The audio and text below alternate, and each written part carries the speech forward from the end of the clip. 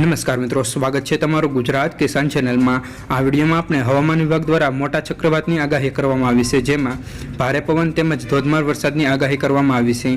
तो विडियो में आगळ वधीए ते पहेला तमे अमारी चेनलने सब्सक्राइब न करी होय तो सब्सक्राइब करीने बेल आइकन प्रेस करी लेजो। तो चालो मित्रों विडियो शुरू करीए। बंगाळनी खाडीमां सर्जायेल चक्रवाती तोफाननी असर हवे वधारे प्रमाणमां देखावा लागी छे। आंध्रप्रदेश अने ओडिशाना घणा जिल्लाओमां अत्यारे भारे पवन साथे धोधमार वरसाद शरू थई गयो छे। आ साथे वात करीए तो हवामान शास्त्रीओना मते वावाझोडुं 12 मे सुधी धीमे धीमे नबळुं पड़शे। हवामान विभागे आगाही करी छे के असानी वावाझोडुं बुधवारे सवारे काकीनाडा अने विशाखापट्टनम वच्चेना दरियाकांठे અથડાશે।